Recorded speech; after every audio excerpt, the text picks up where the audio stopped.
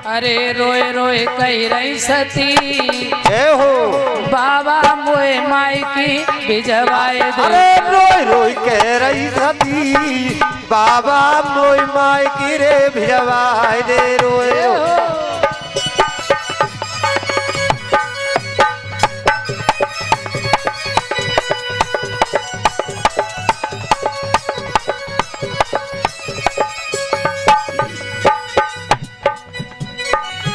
श्री हरि।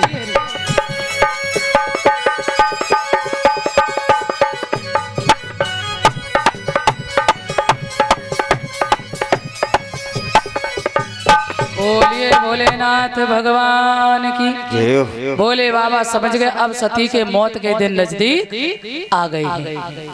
दो गढ़ साथ में किए, नादिया साथ में किया और कहा चली जाओ। मैया सती चली पियर के लिए बड़ी प्रसन्न है। पिता दक्ष का यज्ञ चल रहा है, आज सबका सम्मान हो रहा है, मगर भोले बाबा का कोई सम्मान नहीं। मैया सती गई, सब बहनें हंस रही, सब रिश्तेदार हंस रहे, केवल माँ ने आकर के माता सती का आदर किया है और किसी ने भी माँ का सम्मान नहीं किया। दक्ष को जाकर के मैया सती ने समझाया, पिताश्री आप ठीक नहीं कर रहे हो। क्यों? बोले भोलेनाथ से दुश्मनी करना ठीक नहीं है।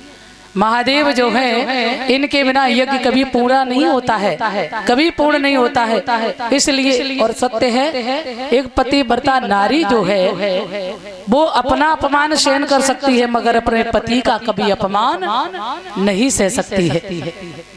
मैया ने बहुत समझाया पर दक्ष ने एक बात में ध्यान नहीं दिया। अंत में मैया ने कहा, अपने पिता को शाप दिया है, अरे दक्ष तू जितना ही परिपूर्ण है, तू जितना ही दक्ष है वैभव से, उतना ही तू अब अदक्ष हो जाएगा।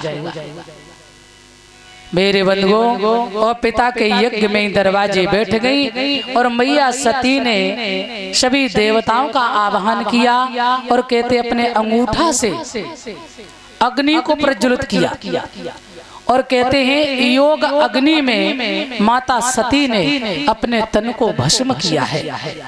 ध्यान देना। बोलिए भोलेनाथ भगवान की। जैसे मैया सती ने अपने तन को भस्म किया है, भोलेनाथ के सर में थी गंगा और गंगा ने जैसे ही देखा है तो गंगा रोने लगी। सखी मरण सुन सखी बिलखानी और बहो नैन दो उनसे पानी। बाबा का तिलक धुलता हुआ नीचे आया। भोलेनाथ समझ गए गंगा रो रही, कोई कारण है। तुरंत समझ गए, आंख बंद की, देखा तो दुनिया में माता सती है ही नहीं। समझ गए।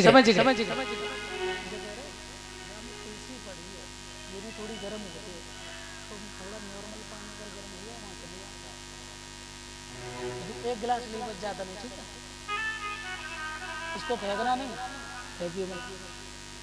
बोलिए भोलेनाथ भगवान की। तो मेरे सज्जनों, आज माता सती जो है इनके जाने के बाद में महादेव को इतना दुख हुआ, इतना दुख हुआ।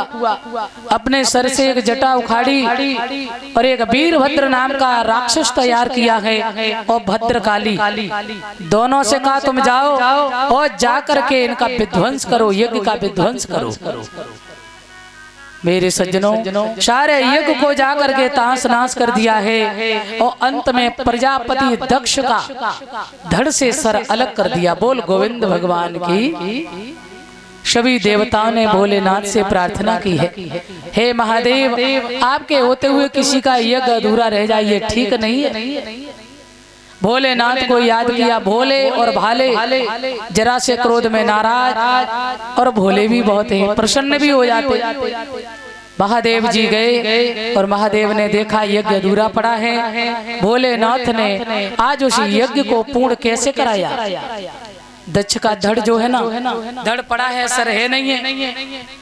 एक बकरे का सर मंगाया और वो दक्ष के धड़ में उस सर को लगाया है। तो मेरे सज्जनों, उसी समय दक्ष का पुनः जीवन दान हुआ और जब जीवन दान मिला है तो दक्ष ने पुनः अपने यज्ञ को पूर्ण कराया है।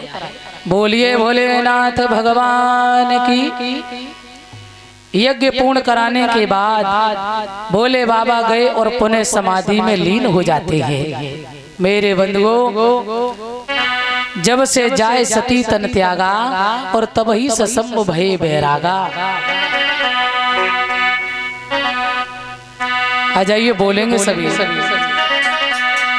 हो नैनों के तीर चलावे ये चपल नयन बनवारी।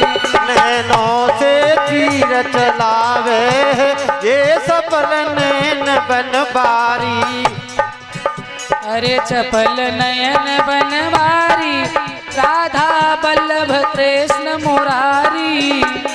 सपल नैन बनवारी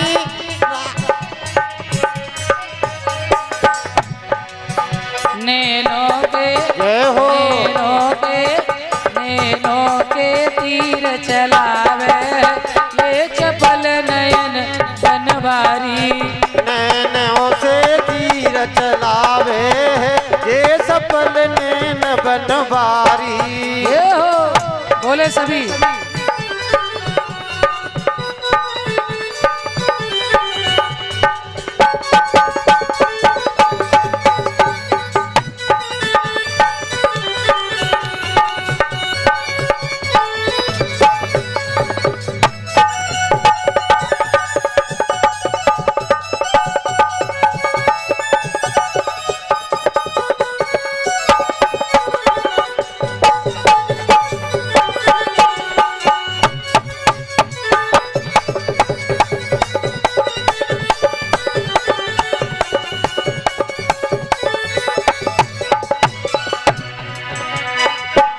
आंखें इनकी कजरारी जिया पे चोट करे अति भारी।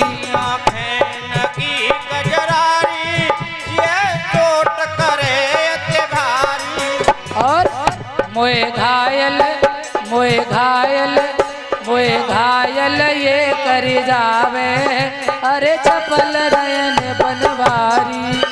मोई घायल करने जा रे है ये सपल नैन बनवारी।